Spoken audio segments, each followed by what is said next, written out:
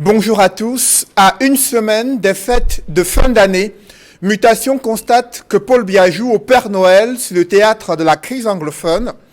Dès l'annonce de l'arrêt des poursuites judiciaires contre 289 personnes arrêtées dans le cadre de la crise anglophone, certains journaux ont vu à travers cette décision la volonté du chef de l'État d'apaiser les tensions et de privilégier la résolution pacifique de la crise anglophone. Le journal Info Matin s'est même empressé d'affirmer que Sisiku Ayuk Tabe figure parmi les bénéficiaires de cette mesure présidentielle. Au regard du maintien de ces leaders de la contestation anglophone en prison, le Messager dénonce un enfumage de Paul Biya. Le président de la République tente de démontrer ses talents de navigateur en eau trouble. Cet arrêt des poursuites judiciaires contre un certain nombre de prévenus est-il suffisant pour éteindre les braises ardentes d'une crise anglophone? Face à la crise humanitaire et la pression internationale, la longue marche vers le dialogue peut-elle être engagée avec ou sans une médiation des Nations Unies? À l'heure actuelle, d'autres nuages sombres peinent à se dissiper sous le ciel du septennat des grandes opportunités. Le Cameroun est en passe de battre le record des infrastructures construites à des prix exorbitants en Afrique subsaharienne. Un rapport de la Banque mondiale révèle que les travaux des barrages hydroélectriques et l'aménagement routier coûtent 6 fois plus cher au Cameroun comparativement à d'autres pays africains.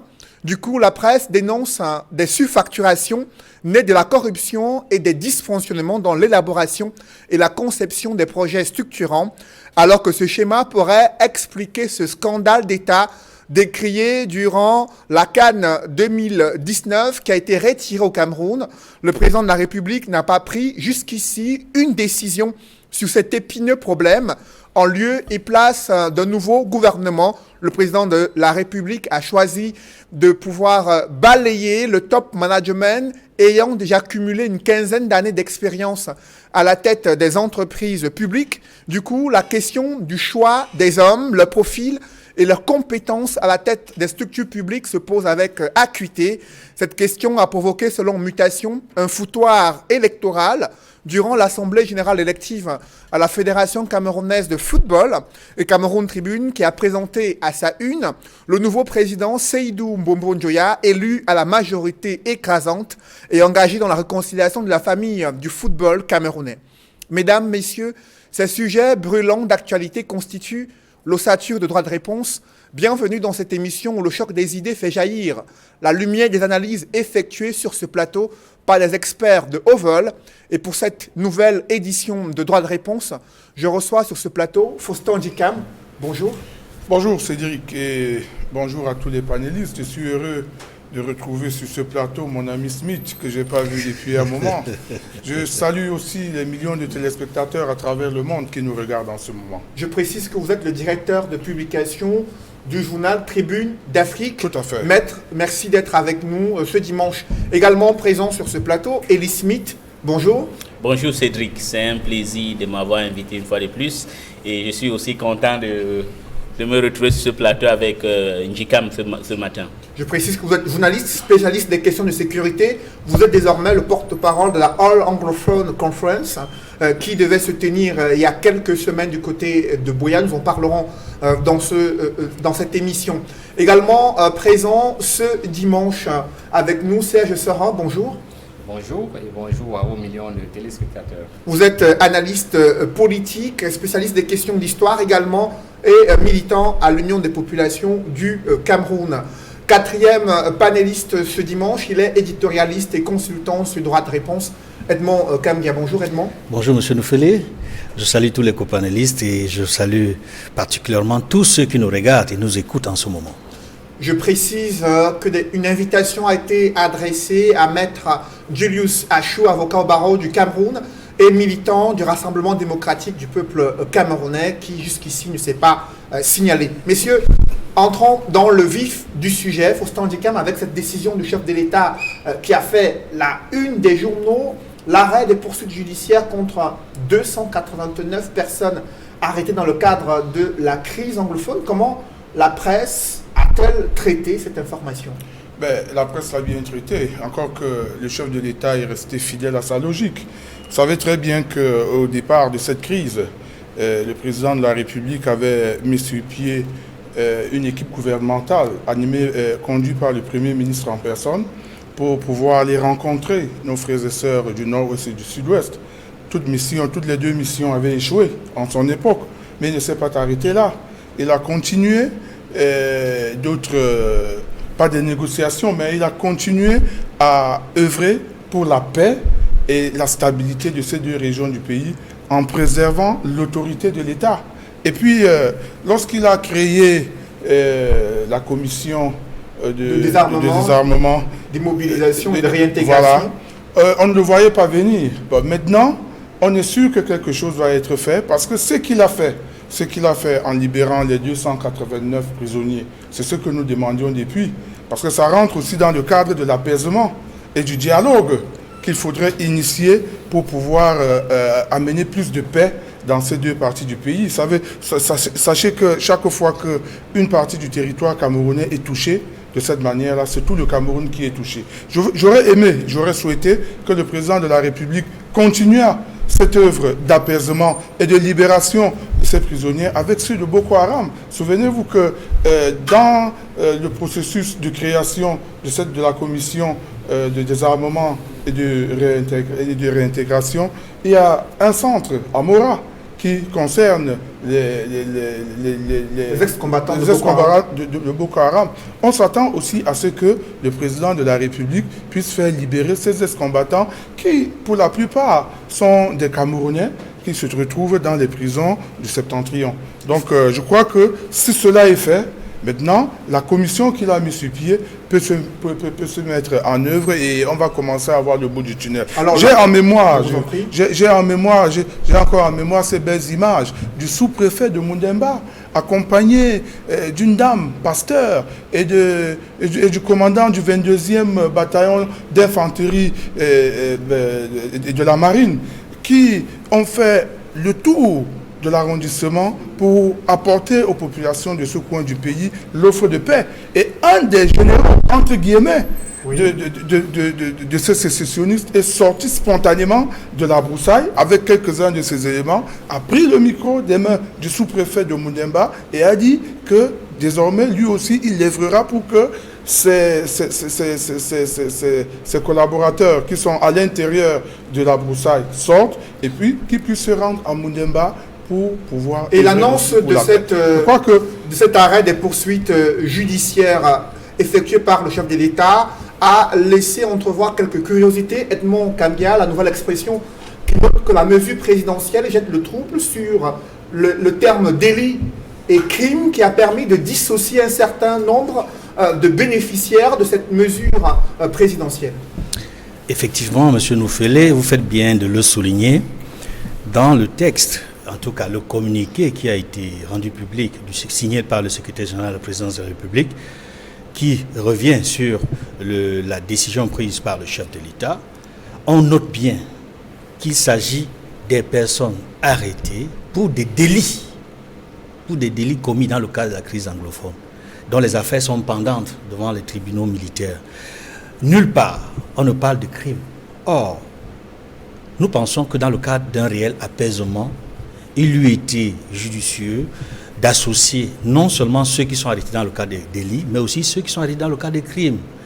Certains diront que ce serait donner l'impression que l'État est faible ou que le chef de l'État fait preuve de faiblesse. Je dis non, ce serait plutôt si la mesure avait concerné et ceux qui sont concernés par les délits et ceux qui sont concernés par les crimes, je pense que ça rentrerait dans l'esprit même du dialogue qui est tant souhaité, tant attendu, tant recommandé, non seulement par une bonne partie de la communauté de nos frères du Nord-Ouest et du Sud-Ouest, mais également par l'ensemble des Camerounais et par la communauté internationale. Donc vous avez pu observer depuis quelques semaines un réel balai diplomatique au niveau de la présidence de la République. Il faut préciser que sur cette question, Edmond Kambia, la mesure présidentielle, c'est le ministre de la Défense qui le dit, ne concerne donc pas les criminels, assassins et autres dangereux terroristes, aussi bien les commanditaires et planificateurs de la crise sécuritaire en cours dans les régions anglophones. La justice poursuit sereinement son cours pour les cas de ces derniers, ils ne sont pas concernés par la mesure présidentielle. Ce sont les propos du ministre de la Défense. Est-ce que cet argument, cette volonté de distinguer ceux qui bénéficient de cette mesure présidentielle et ceux qui sont considérés par le gouvernement comme des criminels, assassins et terroristes peut se justifier en ce moment précis? C'est une explication qui permet de comprendre le fait qu'il y a une restriction au niveau du nombre de personnes concernées par la mesure d'apaisement. Mais en réalité, et je le répète, cette restriction n'aide pas.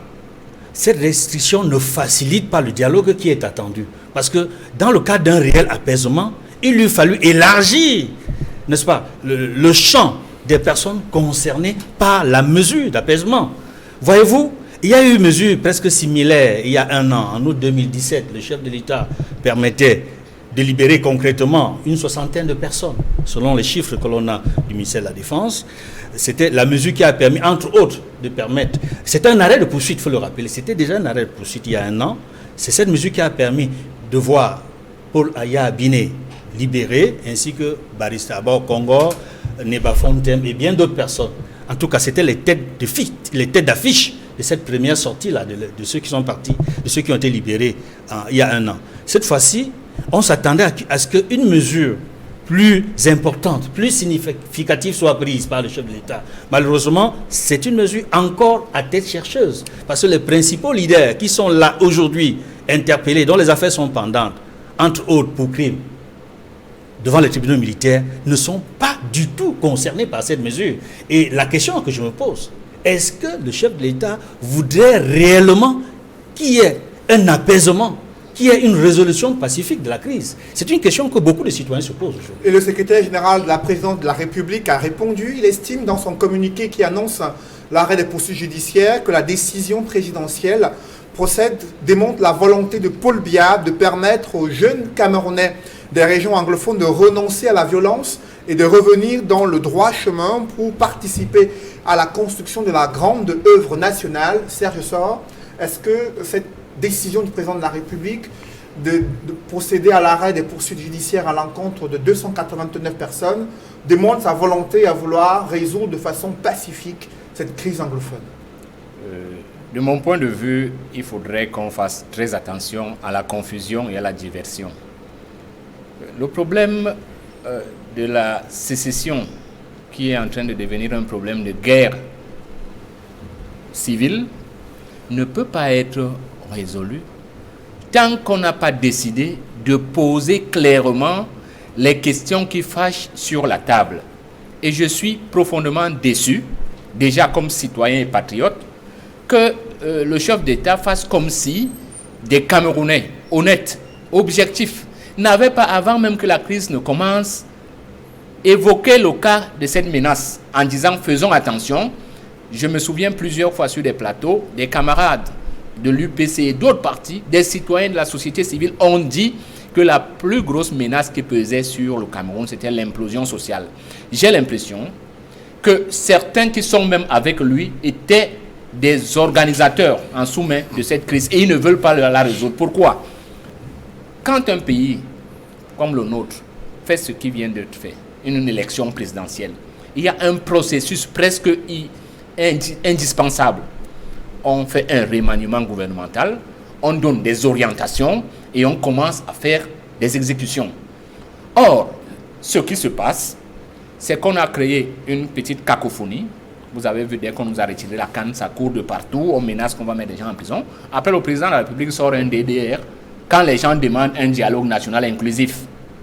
Il interdit de manière tacite la tenue de la All Anglophone General Conference, sans le dire. Pourquoi ne veut-on pas que les Camerounais parlent? Mais voilà une des conditions préalables qui avait été posée par les organisateurs, celle de libérer les personnes interpellées. Qu'on libère tout le monde.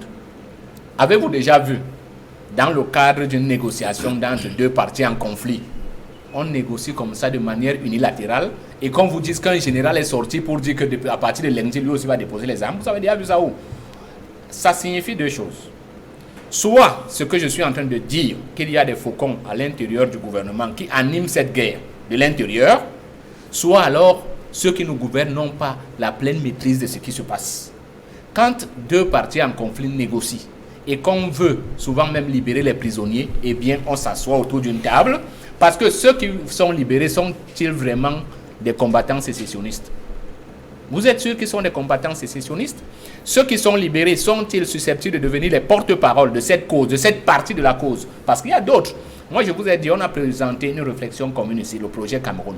Nous vous avons dit que nos frères d'expression anglophone ne peuvent pas dire qu'ils veulent se séparer du Cameroun. Cela est impossible, parce que c'est eux qui ont souhaité qu'on se réunifie. Maintenant, l'autre chose qui crée la diversion encore, c'est que dans cette liste qu'on vous a donnée, si on regarde très bien ce qui se passe, on va se rendre compte qu'il y a beaucoup de personnes innocentes qui avaient été arrêtées, victimes même de nos forces de l'ordre. Donc, quand on libère les personnes, il faut qu'on établisse, primo, que ce sont bien des combattants de l'autre camp. Secondo, qu'on précise que cela ne va pas avec des conditions. Est-ce qu'on a exigé aussi de la libération si jamais les sécessionnistes détiennent des prisonniers? Est-ce qu'on a exigé leur libération pour pouvoir ouvrir le dialogue? Sinon, c'est un jeu d'un seul côté. Pourquoi? Et moi, je m'en vais vous dire pourquoi. C'est qu'en ce moment précis, nous avons des sérieuses difficultés sur tous les plans. Et pour détourner le regard de certains Camerounais sur les questions fondamentales, le chef d'État est donc en train de lancer... Nous parlerons donc de ces questions fondamentales dans cette émission, mais avant d'y arriver avec vous, Elie Smith, c'était l'une des conditions qui avait été posée par le cardinal Christian Toumi, principal organisateur de la All Anglophone Conference. Comment vous réagissez à la suite de cette décision du chef de l'État de procéder à l'arrêt des poursuites judiciaires à l'encontre de 289 personnes arrêtées dans le cadre de cette crise anglophone? Premièrement, c'est 286 parce qu'il y a 3 qui sont morts. Donc, il y a ça. Et puis, secondo, est-ce que ceux qu'on a libérés peuvent contribuer? Est-ce que ce n'est pas ceux-là qu'on avait arrêtés pour les problèmes de pièces ou ceux qui avaient défilé et on les a un peu changés dans des prisons et puis on décide maintenant de les libérer? Mais d'abord, quand quelqu'un fait quelque chose de bien, on doit quand même féliciter. C'est bien pour les familles que ça fait 2 ans ou 1 an que leurs enfants n'étaient pas à la maison. C'est déjà une bonne chose. Mais le problème est que le problème du gouvernement est qu'elle veut que c'est elle qui a l'honneur de toutes les initiatives. La Anglophone General Conference avait dit dans son communiqué que where legally possible. J'ai vu les fanatiques du régime venir sur votre plateau dire que c'est parce que le cardinal et les autres hommes d'église avaient vu que les Ambazoniens perdaient la guerre, ils ont apporté ça. Non, nous on veut la paix. Moi je voudrais prendre un exemple parce que les Camerounais n'ont pas inventé la roue. Je ne suis pas un fan de Denis Sassou Nguesso, mais il y a un proverbe burkinabé qui dit même si tu n'aimes pas le lièvre, il faut reconnaître qu'elle sait bien courir. Il veut couper court. On a une guerre dans le pool qui est similaire au nôtre, qui a été déclenchée par Denis Sassou Nguesso. Qu'est-ce que Sassou Nguesso a fait? Il a décidé à un moment d'inviter les sages du pool pour discuter en direct à la télé. Ce n'était pas par personne interposée, parce que chaque fois, c'est le Ferdinand Ngongo qui a signé que, parce qu'on ne sait pas si, par exemple, le président demande ceci, les autres décident que bon, non, on ne veut pas Soro, on ne veut pas de Njikam, il ne sort pas de prison. Sassou Nguesso a fait cet exemple en parlant directement avec les sages du pool, et puis même la terminologie qu'on utilisait a changé. On appelait le révérend pasteur Frédéric Bitsangou, alias Ntoumi, que terroriste, bandit de grand chemin. Après le jour là, ça a changé la terminologie. On a commencé à lui appeler les jeunes égarés. Et à la télé en direct, le président Sassou a demandé que ces chefs du village et les dignitaires du pool aillent parler aux enfants du pool. La preuve en est que, à la suite de cela, il y a eu un certain dialogue entre le ministre de l'Intérieur, référent Mboulou, et le représentant de M. Toumi, qui a abouti que les gens sont sortis, les ninjas Ntouloulou sont sortis d'une manière officielle. Pas les gens qu'on a fabriqués, on a cachés quelque part, on vient, on sort, on dit qu'il y a quelques gens qui sont sortis dans la brousse. Non, ce n'est pas comme ça qu'on fait. Il ne faudra pas qu'on ridiculise le Cameroun à ce point. Pour atteindre quelque chose, on doit s'asseoir quelque part et on discute. Donc je demanderai au gouvernement camerounais, avec toute humilité, je ne veux pas prendre l'exemple du Canada ou de n'importe quel problème africain qui descend au sud du Cameroun, c'est le Congo qui est leur voisin. Sassou Nguesso appelle Paul Biya son grand frère, de lui demander comment ça se fait, et il va lui donner les leçons dans le dialogue avec une certaine sincérité. Et il y a d'autres exemples que je vais vous donner, qui sont les exemples qui sont ici. Le DDR là, c'est aussi une bonne chose, mais il y a un problème. On n'a pas aussi inventé la roue. Regardez ce qui s'est passé à Brazzaville ou en République centrafricaine. Je ne suis pas un fan de Laurent Gbagbo parce qu'il est socialiste, je suis libéral. Mais on peut reconnaître que M. Gbagbo avait pris sa voiture au plus fort de la crise. Aller chez Aimé Henri Bédier, aller chez Alassane Ouattara, parler avec eux. Et ça a abouti ce qu'elle a abouti, mais lui-même il a foutu les choses en l'air. Donc je pense que soyons un peu sérieux si on aime le Cameroun. Justement, vous parlez là d'interpeller le président de la République sur son rôle crucial dans la résolution de cette crise anglophone. Il a dit dans son discours d'investiture qu'il est déterminé à ramener, à convaincre les populations des régions anglophones que leur avenir se trouve au sein de la construction nationale. Mais les initiatives et les méthodes utilisées par le gouvernement permettent-elles de traduire cette volonté du chef de l'État? D'abord, c'est un devoir pour le président de la République de ramener la paix dans tous les coins du pays où elle est menacée. Maintenant, la question que vous me posez est d'une actualité, on ne peut plus irréversible. Vous voyez, les gens, les uns et les autres ici sur ce plateau l'ont déjà dit. Nous avons toujours souhaité, depuis le début de cette crise, qu'il y ait un dialogue. Mais le président de la République, qui le plus souvent montre qu'il est de très bonne volonté, pêche par le choix des hommes qui doivent animer la politique qu'il met en place. Je vous prends des exemples simples. Lorsque cette crise a commencé et que nous avons appelé au dialogue sur ces plateaux de télévision que nous écumons tous les jours, il y a un membre du gouvernement qui m'a posé la question un jour, mais tu parles de dialogue, tu penses qu'on peut dialoguer, on va dialoguer avec qui? Est-ce qu'on dialogue avec les terroristes? Et je lui ai retourné la question, monsieur le ministre, vous pensez que vous faites la guerre avec qui? Donc, on peut commencer par le dialogue et trouver des solutions. Mais on a fait prendre au président de la République une décision inverse. On a commencé par dire qu'il faut cotiser de l'argent dans ce qu'ils ont appelé le plan d'urgence pour la reconstruction des deux régions anglophones qui ont été détruites par la guerre. Par la suite, maintenant, pour revenir au DDR. Et tout en feignant d'ignorer la All Anglophone Conference qui est organisée par le cardinal. Je ne sais pas qui a peur du cardinal Toumi.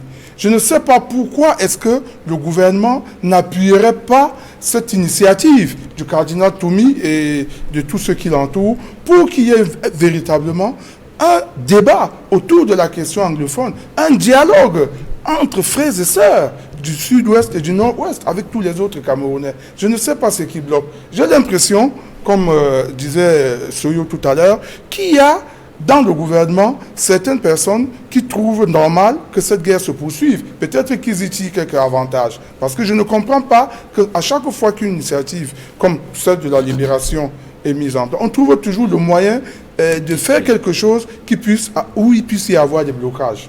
Le président de la République a pris cette décision, mais vous ne savez pas, vous le savez, que le DDR qui a été mis sur pied, on a nommé qui à la tête du DDR? Dans un message porté du 8 avril 2018, signé du délégué général à la Sécurité nationale, ce monsieur est interdit de sortir du pays. Ce monsieur est interdit de sortir du pays parce qu'il est renvoyé devant le TCS. C'est le premier nom sur la liste de ce message porté daté du 8 avril 2018 que le délégué général à la Sécurité nationale. Est-ce que la nomination de Fayengo Francis ne démontre pas que les enquêtes judiciaires peut-être se seraient achevées et que le président de la République a eu des informations qui permettent à ce qu'il soit porté à la tête d'une telle structure? Lorsque vous êtes déjà à l'information judiciaire, lorsque vous êtes même seulement soupçonné de quoi que ce soit, on ne devrait pas vous donner, vous donner un décret présidentiel, vous nommant à une certaine responsabilité. Il y a l'image de la personne, il y a l'image du pays, qui est de l'institution qui est mise en avant. Je vous dis, allez vérifier ce que je vous dis ici. C'est un message porté du 8 avril 2018, signé du délégué général à la Sécurité nationale. Fayengo Francis, c'est le premier nom. C'est ce jour-là que j'ai su qu'il est né en Dob, je crois, en 1940, je ne sais pas combien, 55, je ne sais pas quoi encore. Vous voyez? Donc, quand on nomme des gens comme ça, qui sont dans les liens de la justice, dont tout le monde sait qu'ils sont poursuivis. Vous voyez, ce n'est pas normal. Je ne dis pas qu'on ne devrait pas le nommer, mais il y a beaucoup d'autres Camerounais qui auraient bénéficié de la présomption d'innocence aussi. Maintenant, à l'intérieur du DDR, il y a quoi? Je vous ai dit d'entrer ici que c'était une bonne chose de libérer les 289 autres Camerounais, qu'ils soient sécessionnistes ou repris de justice ou je ne sais pas quoi, mais c'était déjà une bonne chose dans le cadre de l'apaisement. Mais qu'il ne faut pas oublier les enfants du Grand Nord, qui ont aussi été interpellés dans le cadre de la crise que nous avons avec Boko Haram. Justement, il faut préciser que Fayengo Francis, qui est à la tête de ce comité de désarmement, démobilisation, bénéficie de la présomption d'innocence. Le président de la République qui lui a confié cette lourde mission, mais à présent, donc ça veut dire qu'à partir de cet instant-ci, on arrête les poursuites et que désormais il peut continuer. On peut maintenant lever le fax. Sur l'arrêt des poursuites judiciaires, vous avez évoqué tout à l'heure, Edmond Kamgia, des inquiétudes autour des leaders des mouvements séparatistes anglophones qui ne figurent pas parmi les bénéficiaires. Pourtant, certains journaux avaient laissé croire que Sisikou Ayouk Tabé pourrait retrouver la liberté à la suite de la décision du chef de l'État. Qu'est-ce qui peut expliquer finalement qu'on a décidé de maintenir en prison ceux qui sont présentés comme les leaders de la contestation anglophone? Effectivement, on peut observer, d'après le libellé de ce communiqué, que Sisikou Ayouk Tabé et ses compagnons de lutte pour la République virtuelle d'Ambazonie ne sont pas concernés. Parce que, certes, les affaires sont pendantes devant les tribunaux militaires, mais il s'agit pour eux des crimes et non pas des délits. La loi, le texte invoqué dans la décision précise qu'il s'agit des personnes interpellées dans le cadre des délits. Ça, c'est une chose. Ça, c'est d'un. La deuxième chose, c'est pourquoi est-ce que eux, ils ne sont pas concernés? On peut simplement interpréter ou analyser la décision en se disant que peut-être ceux qui ont décidé, qui ont amené le chef d'État à prendre cette décision ont eu des inquiétudes par rapport à un arrêt de poursuite qui concernerait des personnes qui ont été éminemment recherchées avant d'être retrouvées. Ils ont peut-être peur que si Sisikou et les autres se retrouvent dans une situation où ils peuvent facilement, je vais utiliser un terme qui est utilisé dans d'autres cadres, ils pourraient peut-être s'évaporer, c'est-à-dire ils pourraient disparaître après. On ne pourrait pas les retrouver si on a besoin d'eux. Et ils constitueraient encore un danger s'ils sont en liberté. On peut d'emblée expliquer cela ainsi, mais ce n'est pas forcément la bonne explication, ou alors tout le monde ne peut pas penser ainsi. Et je le disais tantôt au début de mon propos, que dans le cadre d'un réel apaisement, il faut aller jusqu'au bout. Il faut avoir le courage d'aller jusqu'au bout. Il ne faut pas prendre des mesurettes ou alors aller en compte-gouttes. Parce que ce qui est en train d'être fait, c'est qu'on amène le chef de l'État à prendre des mesures qui sont finalement contre-productives. Effectivement. Puisque finalement, ça n'apporte pas ce que le chef de l'État recherche. Le chef de l'État veut montrer aux yeux de l'opinion publique nationale et internationale qu'il est un homme de paix, un homme de dialogue, qui prend des mesures pour aboutir véritablement à un dialogue, à la paix au Cameroun. Malheureusement, le fait que cette décision soit, comme il y a un an, très restrictif, ne concerne qu'une catégorie de personnes et pas l'ensemble de personnes, ou la quasi-totalité des personnes directement concernées, empêche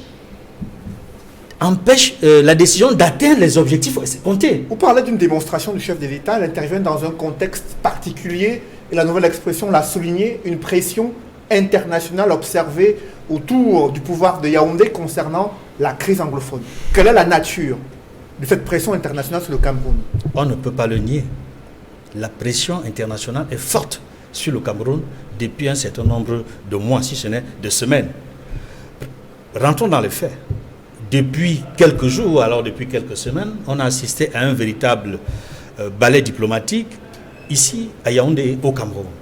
On a vu des parlementaires allemands, on a vu des mesures prises par des sénateurs américains demandant à l'administration Trump de prendre des mesures fortes pour réduire, pour revoir non seulement la sécurité, l'aide sécuritaire qui est apportée au Cameroun dans le cadre de la guerre contre Boko Haram, mais également pour prendre des mesures fortes afin de contraindre le gouvernement camerounais à trouver une résolution pacifique rapide à la crise qui sévit depuis 2 ans dans les régions du nord-ouest et du sud-ouest.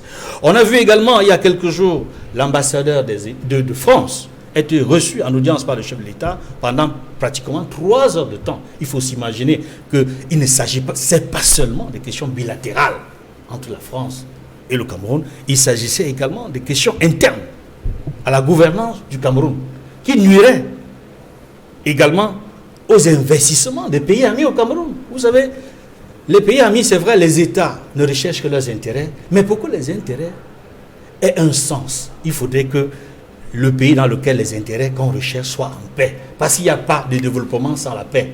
Il n'y a pas de paix sans la justice. Et à votre Edmond, tu sais très bien que l'un des principes du droit international, c'est la non-ingérence des pays dans les affaires intérieures d'un autre pays.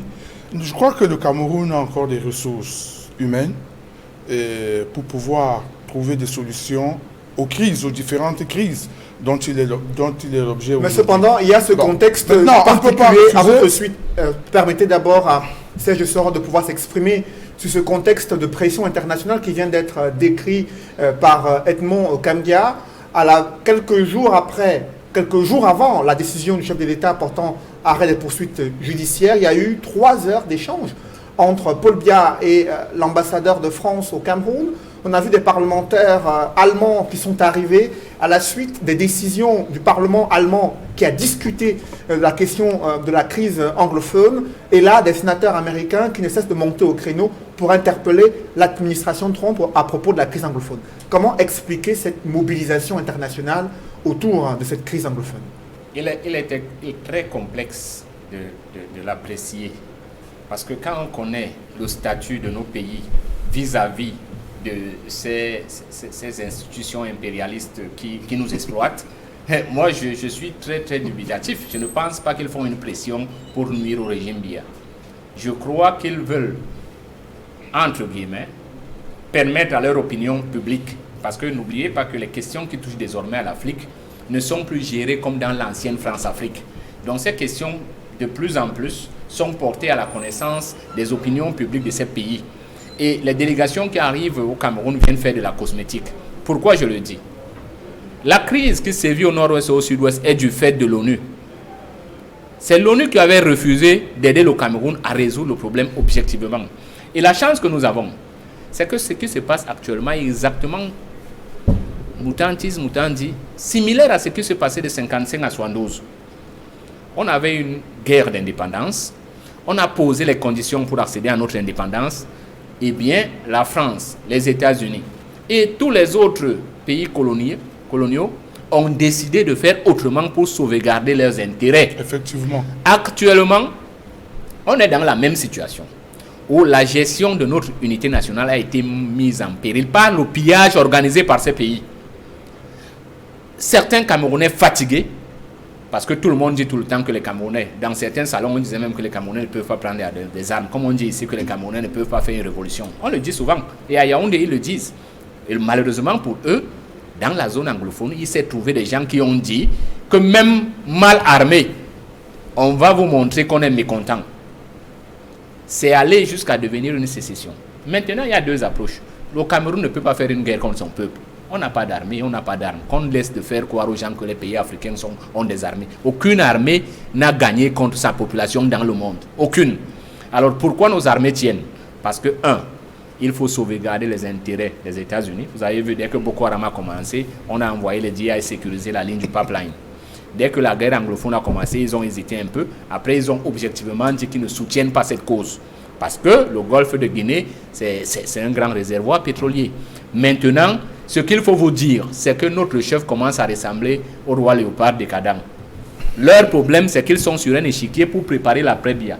Laissez-moi vous dire ce qui se passe une fois de plus. On nomme Fayengo. Est-ce que vous savez que le février noir de 2008 a été du fait de M. Fayengo Francis? La crise qui a failli emporter le gouvernement en 2008 a été... Qui, je vous répète qu'il faut qu'on mène des enquêtes sérieuses. Et nous avons la chance d'avoir des journalistes ici. Des choses qui viendraient du nord-ouest et du sud-ouest pouvaient nous révéler des choses grandes. Pensez-vous sincèrement que la décision que le chef d'État a prise s'il voulait être sérieux, Mandela a négocié en prison des années durant. Qu'est-ce qui empêche qu'on ouvre un dialogue franc avec Sissokou Ayoktabe et ses camarades pour leur dire que la guerre ne nous profite pas? Même si un pays venait à les aider, ça serait mettre en mal les ressources de leur petit pays qui revendique, qui ne pourrait jamais se développer. Il y a des raisons objectives. Ce pays ne peut pas exister.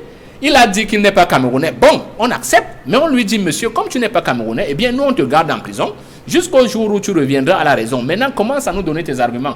Entre-temps, il y a des gens qui se sont levés pour dire qu'ils vont aller résoudre le problème. Ils ont dit qu'on les laisse d'abord discuter entre eux. Et ils ont précisé que la All Anglophone General Conference n'est pas exclusivement réservée aux anglophones. Nous avons dit, nous faisons partie, je crois que le professeur Lucas Basile était allé rencontrer même l'éminence oui. Pour dire qu'une fois que les invitations seront là, nous allons poser le problème parce que les documents existent, les écrits existent. Deuxième chose, on vous dit qu'il y a des groupes armés là-bas. Tout le monde sait, si nos renseignements ne peuvent pas, là où les gens qui nous disent qu'ils sont venus nous faire la pression peuvent nous aider, c'est qu'ils peuvent avoir accès à ces gens-là. Il y a eu le scandale d'un pasteur qui a été assassiné ici. Qu'est-ce qu'il faisait là-bas? Vous croyez qu'il était seulement là-bas pour quelle mission? Il faut qu'on creuse souvent certaines questions jusqu'au bout. À votre suite, Serge Soran, sur la question avec vous, Elie Smith, cette mobilisation internationale des parlementaires américains, allemands, la diplomatie française également qui s'active autour de la situation politique et sécuritaire dans les régions anglophones. Quelle est, selon vous, la nature de cette pression? Comment expliquer que le ton de plus en plus se durcit?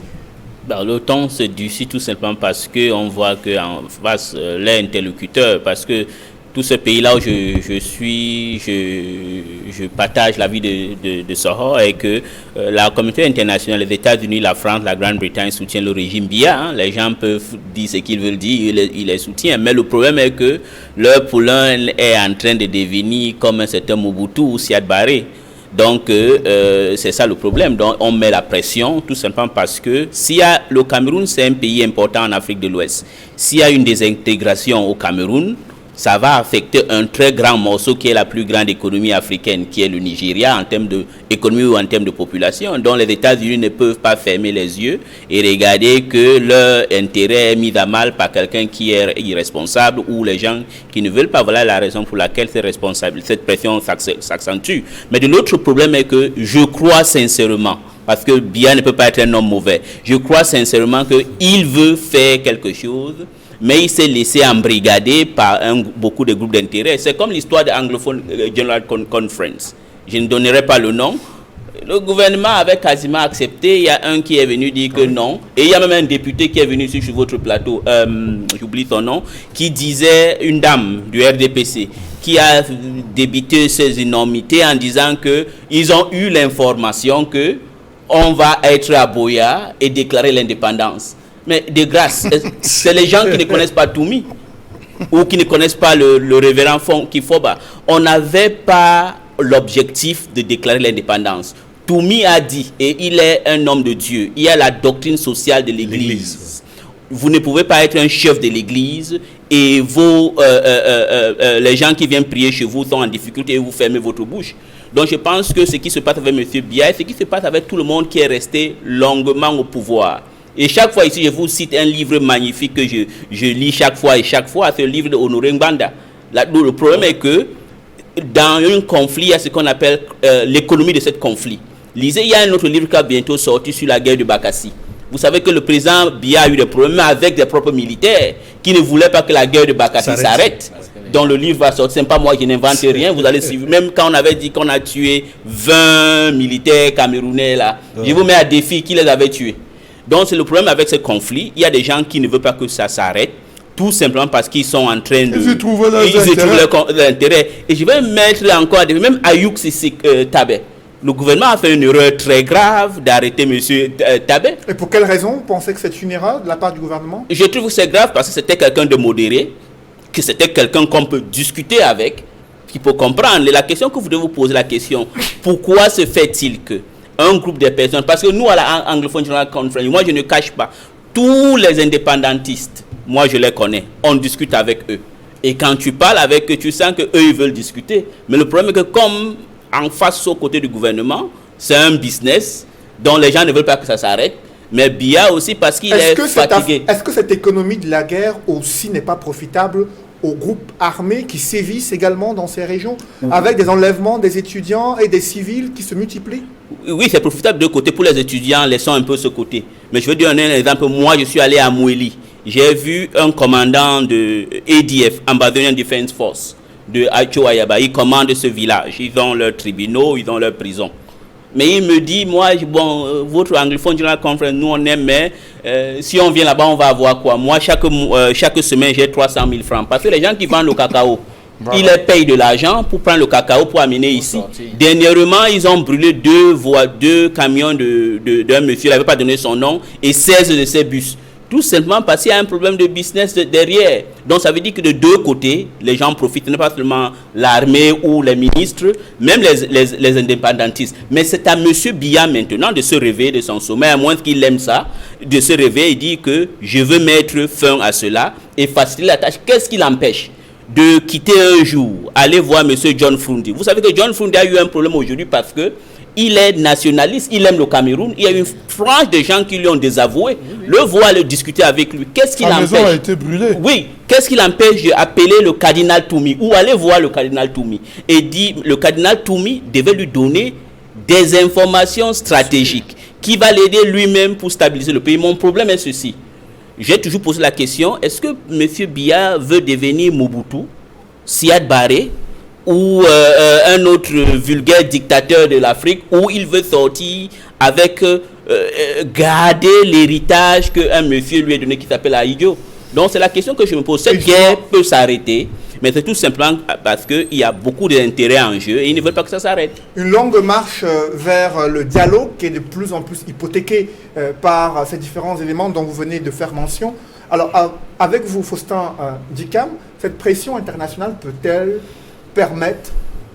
pousser le gouvernement à accélérer ce processus de mise en place d'un dialogue compte tenu de la coopération à la fois sécuritaire et financière qu'entretient le Cameroun avec ses différents partenaires et ses puissances mondiales? Est-ce que vous pensez qu'on avait réellement besoin d'une pression internationale pour régler ce différend? Je crois que Smith vient de le dire là d'une autre manière. On a tous les moyens de pouvoir régler ce conflit. En appelant au dialogue, nous savons bien que lorsqu'on se met à table, eh bien, on peut se comprendre. Soyo a dit ici tout à l'heure qu'aucun pays, aucune armée ne peut dompter un peuple par la guerre. Et nous avons dit, nous, journalistes de la presse indépendante, au début de ce conflit, que la résolution de ce conflit ne peut pas être militaire. Elle ne pourra pas être militaire. C'est par le dialogue qu'on pourra résoudre ce problème. Est-ce que ce n'est pas là que se situe le problème, la perception de cette crise par le gouvernement? D'aucuns parlent d'une crise sociale, d'autres privilégient la crise sécuritaire et très peu se prononcent sur la crise politique dans les régions anglophones. Non, mais vous savez très bien que cette crise s'est radicalisée du fait de l'arrogance de certains membres du gouvernement originaires de ce coin, qui au début de la crise, au lieu d'appeler à l'apaisement, ont levé le ton, ont été arrogants, ont même insulté leurs frères et sœurs. Vous le savez très bien. Et vous savez que de l'autre côté, et puis là je suis étonné d'entendre mon ami Smith dire que Sissoko était un modéré. Vous savez très bien que sur la chaîne de télévision Africa 24, France 24, lors de l'interview qu'on lui a accordée, il avait dit qu'il mettait toutes les options sur la table. Ouais. C'est-à-dire que le gars n'excluait rien. Oui, même la guerre, il y allait directement. Non, bon, c'était pour parler. Vous savez, il y a les choses. Vous savez bien que même devant le tribunal militaire l'autre jour, il a dit qu'il n'était pas camerounais. Et qu'il était ambazonien. Il a dit. Vous avez vu? Ça veut dire qu'on ne dit pas qu'on ne peut pas discuter avec lui. Pourquoi est-ce qu'ils sont arrivés à ce niveau de radicalisation? Parce que de l'autre côté, on n'a pas pu ou on n'a pas su trouver les moyens fluides qui puissent permettre d'orchestrer un dialogue permanent autour de cette question. Parce que, et je dis plusieurs fois dans mon journal que cette crise avait consacré l'échec des élites anglophones.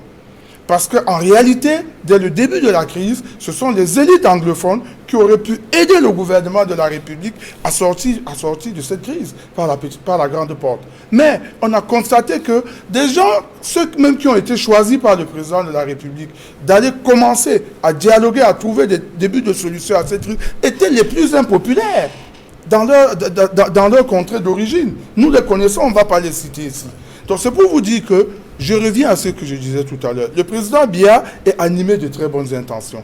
Il a souvent l'envie de bien faire. Mais sauf que, dans le choix des hommes qui doivent animer ce qu'il a à faire, il y a toujours un problème. Et moi, je ne sais pas pourquoi, il choisit toujours des hommes qui vont lui créer des problèmes par la suite. Et cela est le cas. Là, c'est clair. Oui, parce que c'est le cas pour la crise anglophone, c'est le cas pour la CAN 2019, c'est le cas pour beaucoup d'autres choses. Vous avez vu, même en ce qui concerne le plan... Le DDR. Voilà, le DDR. Ouais. Même en ce qui concerne même le plan d'ajustement structurel, le plan d'urgence triennal. Ouais. Vous avez vu, il y a toujours ce problème qui réside au niveau des choix des hommes. Et ça nous fait perdre beaucoup d'argent, beaucoup de temps, beaucoup d'énergie à venir bavarder ici tous les dimanches, alors qu'on peut bien trouver des solutions. Et ça fait justement 2 ans que cette crise anglophone perdure.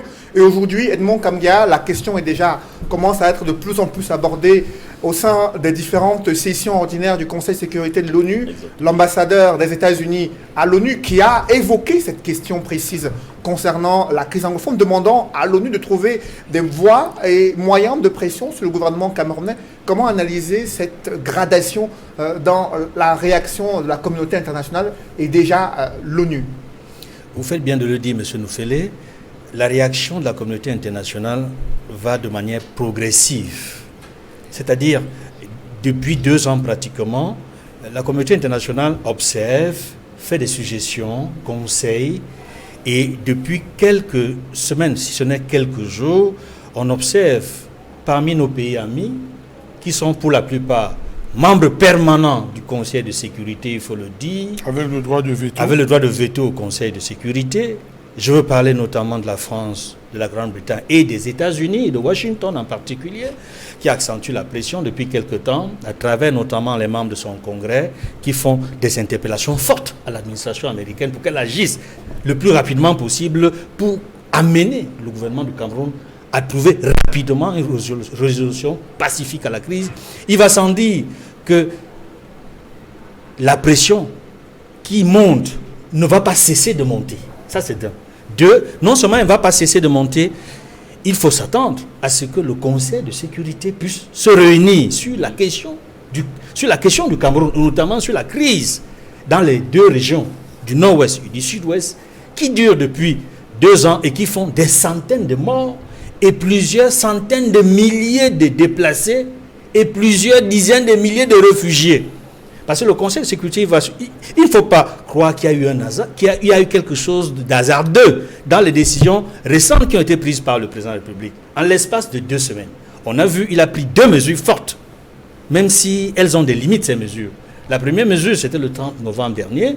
Il mettait sur pied, il créait le comité national de la démobilisation, du désarmement et de la réintégration. Et il y a eu récemment, il y a quelques jours, la mesure qu'il a prise, un autre arrêt de poursuite, semblable à l'arrêt de poursuite d'il y a 1 an, qui concerne 289 personnes, hélas, seulement pour des délits. La mesure aurait été forte si ça concernait à la fois les délits et les crimes. Et là, je pense que ça aurait été une réponse forte vis-à-vis de la communauté internationale qui attend beaucoup de choses du chef de l'État et du gouvernement camerounais pour résoudre ces crises.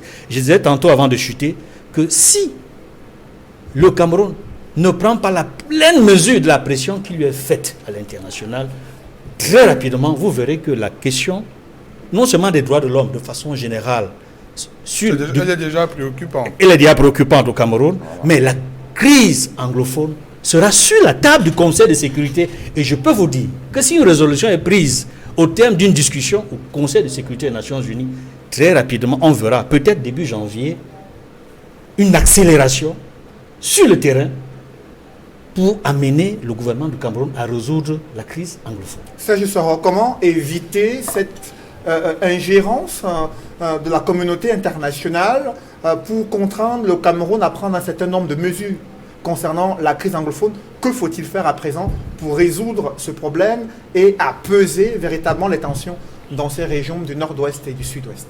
Bon, avant de répondre à votre question, je vous dis d'abord que je ne fais pas confiance à ceux qui nous gouvernent pour la résoudre.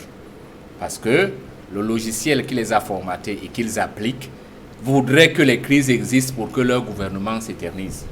Maintenant, si en citoyen et patriote, je dis toutes les crises ont une solution. Toutes les crises ont une solution et on commence à aborder la solution d'une crise en acceptant qu'on est en désaccord. Il faut que les gens comprennent que dès la cession du Cameroun à l'indépendance, il y a eu un grave désaccord. Et que personne n'a voulu qu'on s'asseye pour résoudre le désaccord parce que ça faisait les affaires de tout le monde. Ceux qui ont commandité les agents à la tête de nos comptoirs coloniaux, comme Ahidjo et Paul Biya, dont la France, l'Angleterre, les États-Unis, l'Allemagne, bref, tout le bloc occidental était d'accord. À l'époque, souvent on vous dit que c'était parce que c'était la guerre froide. Donc il fallait que les réserves de matières premières et les marchés de seconde main pour le déversoir, pour leurs produits déjà périmés, soient maintenus. Après 50 ans, il est normal qu'ils fassent des réajustements. Mais ils ne veulent pas faire des réajustements pour le bien-être des peuples camerounais. Il ne faudrait pas qu'on se trompe. Il ne faudrait pas qu'on se trompe. Cette ingérence n'est pas là pour permettre aux Camerounais de réaliser leur révolution pour devenir des pays libres comme la Chine ou bien comme l'Iran, des pays développés, capables d'assumer le bien-être de leurs propres citoyens. C'est à quoi nous, les patriotes, on appelle depuis. Mais, si maintenant, comme on ne voudrait pas remplacer la peste par le choléra, on veut aider notre gouvernement à ne pas se tromper, il faut qu'on ne relâche pas la pression en appelant toujours à ce dialogue national inclusif. Il faut qu'on fasse comprendre. Moi, je suis souvent surpris que les gens soient surpris. Monsieur le Président de la République, vraiment, peut-être comme homme, il n'est pas mauvais comme j'entends dire sur le plateau. Mais on l'a formé pour ne pas diriger le Cameroun comme un Camerounais, donc il est un mauvais dirigeant. Tu ne peux pas te tromper de collaborateurs tout le temps et on accuse tes collaborateurs. Expliquez-moi ce directeur d'entreprise qui se trompe de personnel et on dit qu'il dirige bien. Je ne comprends pas ça, c'est une exception camerounaise. Le problème, c'est lui. Vous ne pouvez pas vouloir résoudre un problème dans la zone anglophone sans prendre des leaders anglophones comme M. John Frunti ou bien comme le candidat malheureux du SDF présidentiel, qui sont les hommes légitimes. L'élection l'a montré. Ils ont été élus là-bas. Vous prenez des élites prédatrices qui ont commencé à marchander la souveraineté et le bien-être du Cameroun depuis les années 61 lors de la conférence de Fumban. Et vous dites que ces gens doivent aller résoudre une crise alors qu'ils savent que la résolution de cette crise met en mal leur position. Ce n'est pas possible, Monsieur le Président. Monsieur Fayengo ne peut pas être une solution. Monsieur Philomon Yang ne peut pas être une solution. Monsieur l'ancien Premier ministre ne peut pas être... Puisqu'ils sont allés là-bas, ils vous ont amené des rapports. Et les gens leur ont dit, nous ne vous voulons plus de vous. Vous avez pillé notre région. Maintenant, vous avez une autre solution, Monsieur le Président. Ça fait 20 ans. Vous avez dit, comme vous aimez souvent faire des déclarations en Europe et non pas au Cameroun, que vous voulez qu'on se souvienne de vous comme celui qui a apporté au Cameroun la démocratie et le développement. Comme le développement a disparu. Mais laissez-nous au moins la démocratie. Le président de l'Assemblée vous l'a rappelé l'autre jour. Laissez-nous la démocratie, c'est-à-dire quoi? Vous avez dit que vous voulez décentraliser. Eh bien, le mot ne doit pas vous faire peur. Régionalisons notre pays. Tout comme simplement. La fédération vous fait peur. Trouvons le mot médian. Régionalisation nationale. Mais pour aller même à la régionalisation, moi j'insiste là-dessus. La lune ne sèche pas les habits. Les gens qui circulent au moment électoral, l'élection est passée. Asseyons-nous maintenant, disons-nous les vérités. Le premier problème du Cameroun, pour le pays est accéder à l'indépendance sans constitution. Il faut que les Camerounais s'asseyent et décident de la loi fondamentale qui puisse satisfaire les intérêts de chaque micronation. Nous ne sommes pas encore une nation si forte. Alors, nous sommes une micronation qui est en construction et cette construction est assise sur la volonté d'unité nationale. Et il y a une autre préoccupation qui concerne également les Camerounais. Vous le savez, le pays est en passe de battre le record des infrastructures construites à des prix exorbitants en Afrique. C'est un rapport de la Banque mondiale qui révèle que les travaux des barrages hydroélectriques et l'aménagement routier coûtent 6 fois plus cher au Cameroun comparativement à d'autres pays africains.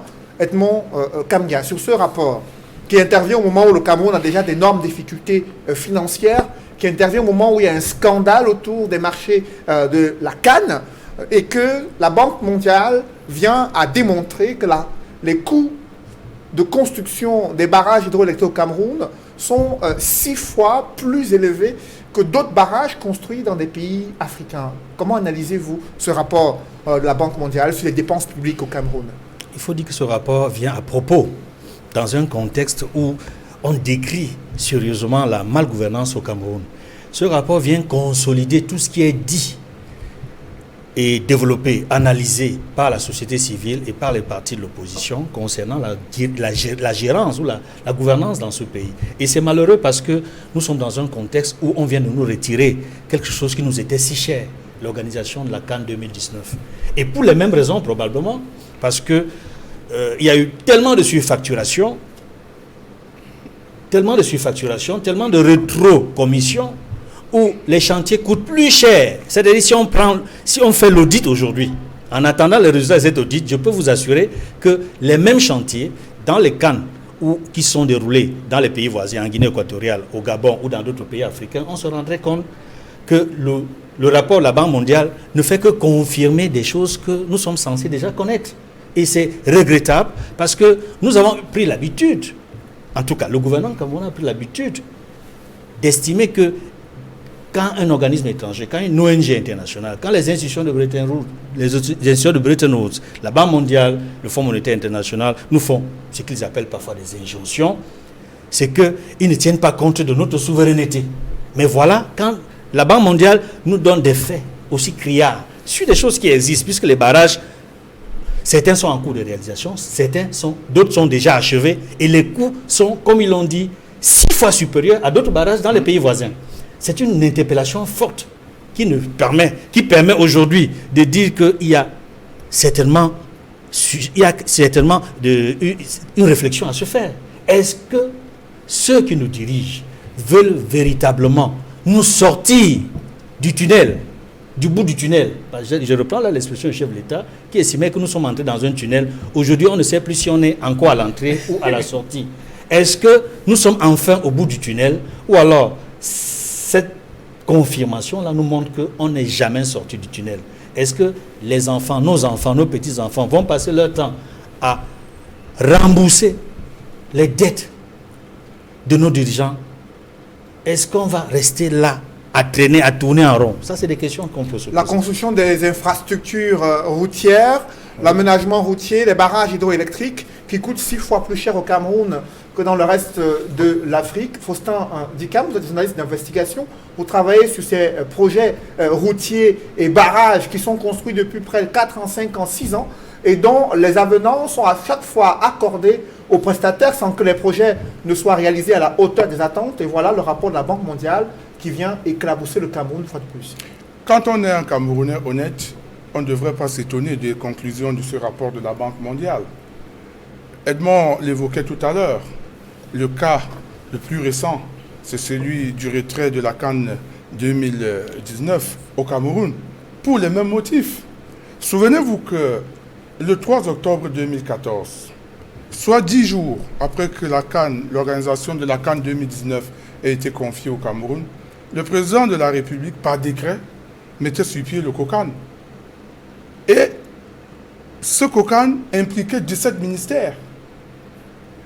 On a plutôt réfléchi sur comment on pouvait voler beaucoup plus d'argent que sur comment est-ce qu'on pouvait atteindre les objectifs fixés par les cahiers des charges. Conclusion, nous nous sommes retrouvés avec des gens qui ont payé des études plus chèrement que les travaux qu'ils avaient à réaliser. Vous vous rendez compte? Nous avons accusé ici le secrétaire général du cabinet de la présidence de la République. Nous avons accusé M. Ayem. Mais il y a bien d'autres ministères où on pourrait bien accuser les gens de surfacturation, de rétrocommission, ainsi de suite. C'est devenu un sport national dans notre pays. Des ripoux qui sont embusqués dans le gouvernement font justement de la gouvernance par embuscade. Ou ce qui les intéresse, c'est la rondeur de leur porte-monnaie. Et pas l'intérêt général. C'est là où nous nous retrouvons aujourd'hui. Ce rapport de la Banque mondiale vient à propos. Comment nous avons construit le port à eau profonde de Kribi aujourd'hui? On a construit le port, on y a mis beaucoup d'argent, mais on n'a pas pensé à la route, on n'a pas pensé au rail débarcation, on n'a pas pensé au rail, même aux ainsi de entrepôts. suite. C'est à la fin qu'on se dit, il fallait qu'on construise ceci, il fallait que... Vous voyez, quand on fait cela sans prospective, cela ne veut pas dire qu'ils sont pas intelligents, non, ils le font exprès. Parce que par la suite, lorsqu'il faudra revenir faire ces travaux qu'on aurait pu faire en amont, eh bien, il faudra dépenser beaucoup plus d'argent. Ça nous fait perdre beaucoup d'argent et beaucoup de temps avec des ripoux, des saltimbanques qui prennent en otage les biens publics. Il faut que le chef de l'État fasse cesser ce genre de choses. Ce n'est pas la première fois que la Banque mondiale écrive ce genre de choses. Je vous dis, pour revenir à la CAN, nous avons accusé 2 autres personnalités. Mais moi, je voudrais savoir ici, par exemple, quelle peut être l'implication d'un conseiller technique de la présidence de la République dans une décision? Il donne un avis technique, hein? Mais après, maintenant, ceux qui doivent gérer, ceux qui doivent signer pour que l'argent sorte des caisses, on les connaît. Et Dieu sait qu'il y a beaucoup de responsabilités. Et ce dans cette rapport affaire. 2018... Si nous avions, dans le cadre de la CAN, bouclé les financements avant, désintéresser les populations relativement au terrain occupé, mise en place des équipes compétentes pour véritablement travailler, on ne serait pas là. Je vous rappelle que le 8 octobre 2018, le secrétaire général de la présidence de la République écrit au ministre chargé des Sports pour lui demander de faire des avenants, un avenant sur les travaux de construction de toutes les infrastructures sportives qu'on a données à la société Prime Potomac à Garoua. Et la société Prime Potomac accepte même de faire une réduction de 5%. Vous avez vu ce genre de société? De faire une réduction de 5% sur les montants de tous les travaux qu'on lui a accordés, de tous les marchés qu'on lui a accordés. Le ministre des Sports n'a pas répondu jusqu'à ce jour. Et vous connaissez la suite. Donc c'est pour vous dire que la Banque mondiale n'a fait que son travail dans les règles de l'art et c'est à nous de faire attention. Paul Biya doit se débarrasser de ces gens. S'il ne se débarrasse pas d'eux, ils vont le tuer. Je vous le dis, ici sur ce plateau. Oui, s'il ne se débarrasse pas de ces gens, lui-même il verra. Le scandale de la Parce CAN, que ce sont ces gens qui l'entourent, qui sont en train de torpiller sa politique, qui torpillent tout ce qu'il a à faire. Et à votre suite, j'aimerais également avoir la réaction d'Eli Smith sur ce scandale de la CAN, les soupçons de surfacturation et ce rapport de la Banque mondiale qui vient une fois de plus éclabousser le Cameroun sur ces marchés publics dont les procédures ne sont pas toujours respectées et l'évaluation de la construction de ces infrastructures, qu'elles soient routières, sportives ou énergétiques, qui coûtent énormément cher au Cameroun comparativement à d'autres pays africains. Écoutez, qu'est-ce que vous voulez que je dise? C'est tout simplement parce que le chef lui-même est responsable. Parce que je crois que mon ami Njikam dit que les autres vont le tuer. C'est normal, c'est lui qui a créé, c'est sa créature. Donc, et vous savez, si vous avez créé des gens, c'est normal, hein, ils ont beaucoup d'argent, donc ils aspirent à le remplacer. Je crois que c'est M. Methanga Nyamding qui disait souvent le coup d'état scientifique. Donc c'est à lui, parce qu'un chef d'État normal, et avec le scandale que M. Constant Omari a dit à Mondio Vision sur Afrique Média, que les gens le mentaient, il devait prendre les mesures immédiates. S'il ne le fait pas, c'est quand même dangereux. Parce que ce qui m'a un peu fait mal, c'est que c'est quand même mauvais qu'un pays dépense 52% de son budget dans les fonctions d'organiser des choses de vanité. Et pourtant, normalement, les investissements dans des infrastructures sont bonnes parce que ça crée de l'emploi. Mais chez nous, c'est le contraire. Mais l'homme qui est responsable dans tout ça, c'est le président de la République. S'il n'agit pas, ça veut dire qu'il est complice. Mais donc, il ferait remporter. Donc, vous voulez dire qu'il a dessiné sur son mur, patiemment, le diable qui est en train de le manger aujourd'hui. Mais c'est ce qui se fait. On n'a pas besoin de devenir le Stanford. Les investissements qui ont été faits par le Cameroun pour construire des barrages hydroélectriques, pour aménager les routes, sont jugés exorbitants par la Banque mondiale. Avec vous, Serge Soro, quelle est votre analyse de cette situation? Le scandale de la CAN qui est révélateur de ce que la banque, qui illustre les propos de la Banque mondiale, du moins le rapport menée sur les dépenses publiques au Cameroun? Ben, le rapport de la Banque mondiale, à mon avis, il reste le rapport de la Banque mondiale sans dédouaner la Banque mondiale elle-même. Moi, je m'en vais vous dire une chose. La corruption est structurelle dans les régimes que l'impérialisme colonial nous a légués. Quand on vous nomme, le bisoutage qu'on vous fait, c'est qu'on réussit. On veut absolument que vous soyez victime d'un détournement des deniers publics, d'une corruption ou d'une surfacturation. Quand je l'ai dit, moi, le prix ne me gêne pas. C'est c'est des critères qui, en réalité, objectivement, le prix n'a jamais été un problème. C'est l'objet pour lequel on a mis le prix à sa valeur finale qui est un problème. Mais lorsqu'on connaît qu'au Cameroun, il y a des expressions camerounaises, c'est-à-dire qu'on a normalisé les écarts en écartant les normes. Et puis maintenant, on a créé un concept typiquement camerounais, notez-le bien, c'est le mapartisme. C'est-à-dire que où est ma part? Si tu veux construire cet immeuble et que mondialement, on sait qu'il coûte 1 milliard, même les institutions financières en Afrique, la Banque mondiale a des agents qui doivent être poursuivis au Cameroun. Effectivement. Je peux vous citer des projets. Il y a même des Camerounais qui ont été assassinés avec la complicité de ces gars parce qu'ils ont dénoncé dans les crédits qu'ils octroient, il y a les rétrocommissions. Comment se fait-il que le pont de Voré, tout le monde a vu le scandale? Tout le monde sait qui a gagné le marché, mais tout le monde sait qu'il a attribué, la Banque mondiale a financé. Ils veulent dire qu'ils n'avaient pas lu les autres offres, qu'ils arrêtent ça. Je vous dis que ce qu'on met là, c'est que leur agent de comptoir colonial représente une menace pour leurs intérêts. Donc le fait qu'ils sortent ce rapport, on veut commencer à lui dire de trouver quelqu'un. Et les gens qui savent qu'on est en train de lui chercher quelqu'un se mettent en position. Quant à la réalité de fait, ça ne surprend aucun Camerounais. Tout le monde connaît le scandale de la Sélucam. Tout le monde connaît le scandale de la route qui passe en Bopi. Et tout le monde connaît le scandale de la Camer. Pourquoi les Camerounais attendent toujours que ça vienne d'ailleurs? Ça vient être dit par ceux qui se sont organisés pour que ça soit fait ainsi. La Banque mondiale, c'est une institution créée spécialement pour spolier l'Afrique. Elle ne nous sert à rien. Ce rapport, ça participe de ce que je disais. Si nous voulons qu'on vienne nous mettre la pression pour installer les gens qui font faire la même chose, écoutons-les. Écoutons-les. Pourquoi c'est maintenant qu'ils le disent? Ils n'ont pas soutenu la France pour fabriquer le pont du Vourou qui a coûté 2 fois plus cher. Ils l'ont soutenu. Ils ont des agents qui ont eu la rétrocommission là-dessus.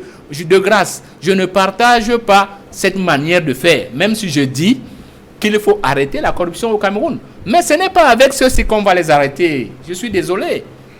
Parce que eux, ils ont été formatés pour gouverner avec la corruption comme mécanique de gouvernance. Ils ont été formatés pour gouverner avec la mécanique. Je m'en vais vous citer un exemple simple. J'étais tout petit dans ce pays. Et la mairie, c'est parce que ça ne s'appelait pas à l'époque communauté. Il y avait un service de maintenance qui appartenait à la municipalité. Pourquoi? Parce que, monsieur Cédric, ce bic coûte 100 francs. Si vous allez vous-même l'acheter en boutique, vous allez l'acheter à 100 francs. Mais si vous me demandez de venir vous le livrer, je vais payer la TVA de 19% sur le bic. Je vais payer mon agent qui fait la facture sur votre bic. Il ne peut plus vous coûter 100 francs, c'est logique. Et à Yaoundé, je ne suis pas de son parti. Monsieur Timebouna, même s'il n'est pas bon, a compris. À Yaoundé, la petite maintenance est faite directement par la communauté urbaine parce qu'ils ont compris que s'ils s'en vont passer un marché public, la route qui leur coûte 1 million, le kilomètre va leur coûter 50 millions. Malgré ces dénonciations que vous faites et l'attente d'un nouveau gouvernement, le chef de l'État a choisi de balayer plutôt le top management de certaines entreprises, notamment ceux qui ont cumulé plus d'une quinzaine d'années à la tête des entreprises et établissements publics. Cependant, l'injection du sang neuf a provoqué une polémique sur les compétences et l'expérience des nouveaux hommes et femmes appelés à diriger ces structures. Faustin Ndikam, de quoi il s'agit concrètement avec cet ex-président de la République qui a nommé une nouvelle directrice générale à la tête de Camtel, mais aussi un nouveau directeur de l'ENAM et qui suscite beaucoup de réactions au sein de l'opinion publique? De manière générale, c'est une bonne chose. Nous avons toujours appelé au renouvellement à la tête des sociétés et des structures d'État où des gens ont passé toute une vie. C'est toujours normal qu'on renouvelle. Mais renouvellement ne veut pas dire génissement. Vous voyez? Alors, lorsqu'on a dit cela, on retourne à l'ENAM. C'est vrai. Celui qui était là urinait sur tout. Et tout le monde voyait. C'était grave, n'est-ce pas? Il fallait le faire partir. Mais il fallait le remplacer par qui? L'ENAM n'est pas une institution comme les autres. C'est vrai que le gars qui arrive, il est jeune. Mais on nous apprend que c'est un gars qui est sorti de l'ENAM il y a 1 an seulement. Alors, moi je me pose la question. Quel genre d'instruction ce genou va donner au chef de la division judiciaire de l'ENAM qui lui est magistrat hors hiérarchie? Qu'est-ce qui fait problème dans la nomination de ce... C'est le choix des hommes dont je parlais. Nous n'avons pas dit que ce gars ne pouvait pas travailler là-bas. Mais à ce poste, vous savez vous savez ce que veut dire ENAM? C'est la grande école de formation des hauts fonctionnaires de notre pays. Je dis donc que le monsieur qui est chef de la section judiciaire, par exemple, à l'ENAM, va prendre des instructions étant magistrat hors hiérarchie d'un magistrat de premier grade. Vous voyez ce que ça fait? C'est vrai, on va me parler, on va me dire oui, la fonction c'est pour l'État et le grade c'est pour l'individu, ainsi de suite. Mais il faut faire attention. Nous sommes ici dans une institution de haut vol. Où on doit avoir, le directeur général doit quand même avoir une certaine expérience. Doit avoir une certaine expérience même dans les fonctions administratives. Vous voyez? Donc, il y a tellement de jeunes qu'on pourrait nommer à ce poste qui cumulent un certain nombre d'années d'expérience et qui peuvent faire l'affaire. Mais comme aujourd'hui, au Cameroun, on nomme toujours au nom de la tribu, voilà pourquoi on se retrouve dans ce genre de choses. Comment le président de la République a-t-il pu signer un décret présidentiel nommant un jeune, on m'a dit qu'il a 32 ans, qui est magistrat de premier grade, sorti de l'école il y a 1 an, directeur de l'école d'administration et de magistrature. Je commence à comprendre pourquoi mon ami Yoshua disait, lors de sa campagne, qu'il fallait simplement fermer cette école. Vous voyez? Il fallait fermer cette école. Et maintenant, du côté de Cantel, c'est une institution qui est hautement technique, vous le savez. Maintenant, il faut aller revisiter le pédigré académique de Mme Achidi Achou pour voir si elle mérite vraiment d'être à ce poste. Et si elle le mérite, pourquoi avoir attendu si longtemps qu'on déchire tout, qu'on urine sur tout à la Cantel pour enfin consentir à nommer quelqu'un? On en parlera tout à l'heure avec vous, Edmond Kambiasu. Sachez, monsieur, que depuis un moment dans ce pays, il se passe quelque chose que les gens ne voient pas. On nomme à chaque fois des gens originaires d'une certaine région et d'un certain département. On va s'intéresser davantage. À chaque fois des gens originaires. Il y a aujourd'hui 10 directeurs généraux qui sont originaires de l'Est. Faustin Dikam, on va davantage s'intéresser aux compétences de ces personnes qui ont été nommées. Avec vous, Edmond Kamga, le nouveau directeur de l'École nationale d'administration et de magistrature qui suscite la controverse. D'aucuns se félicitent de ce que ce soit un jeune. Il a moins de 40 ans, entre 32 et 36 ans. Ce sont les chiffres qui circulent sur son âge. Mais il y a un vent de polémique qui souffle sur ses capacités, ses compétences à pouvoir diriger une structure où il y a quand même des règles qu'il faut respecter en ce qui concerne des magistrats au Cameroun. Quelle est votre analyse à ce sujet? D'une manière générale, d'abord, chaque fois qu'il y a une dénomination, c'est un nouveau souffle, ça permet à la structure d'être gérée autrement. Bon, on est là dans une situation où on a désigné de nouvelles personnalités à la tête de l'ENAM, à la tête de la SCDP et à la tête de Cantel. On s'attendait à ce qu'il y ait des nominations à la tête de ces structures, ça c'est d'un. La deuxième chose qu'il faut constater, c'est que pour le cas de l'ENAM, qui fait divaguer, qui fait jaser énormément, pour 2 raisons. D'abord, c'est la jeunesse, l'extrême, j'allais dire même l'extrême jeunesse. La précocité. La précocité, n'est-ce pas, de la personne qui a été désignée parce qu'elle n'a pas assez d'expérience. Je ne peux pas juger de sa compétence parce que je n'ai pas des éléments pour évaluer sa compétence. Mais je peux simplement constater, quelque part, qu'il est jeune en termes d'expérience. On ne l'a pas vu être directeur général ou directeur général adjoint d'une structure avant d'être désigné à ce poste-là. Ça, ce sont les constats qu'il faut faire. Il faut également dire que sa nomination survient à un moment donné où il y a eu beaucoup de choses qui se sont dites, qui se sont passées à l'ENAM. Ses prédécesseurs n'ont pas été des modèles en termes de gestion. Il y a eu beaucoup de scandales avant lui, de la part de son prédécesseur. Des morts ont réussi au concours dans cette institution. Des morts. Un mort a été major. Quelqu'un qui avait été enterré, décédé, il y a eu les funérailles, a été major à l'ENAM avant lui. C'est pour vous dire que ce jeune qui arrive à la tête de l'ENAM a beaucoup de défis à relever. Et le premier défi, c'est le défi de sa propre compétence. Est-il compétent pour résoudre tous les problèmes qu'il va trouver à l'ENAM? Ça, c'est la première question. La deuxième est celle de savoir pourquoi le chef de l'État. C'est vrai qu'on demande au chef de l'État depuis de faire confiance à la jeunesse. Mais il a dit dans son discours d'investiture qu'il a compris les aspirations de la jeunesse et qu'il va justement trouver des solutions et des réponses à ces aspirations de la jeunesse camerounaise. Est-ce que c'est la traduction de la volonté du chef de l'État à travers cette nomination de ce jeune magistrat à la tête de l'ENAM? Il y a beaucoup d'inquiétudes qu'il faut avoir. C'est-à-dire légitimement, un Camerounais normal doit être inquiet, doit se poser des questions.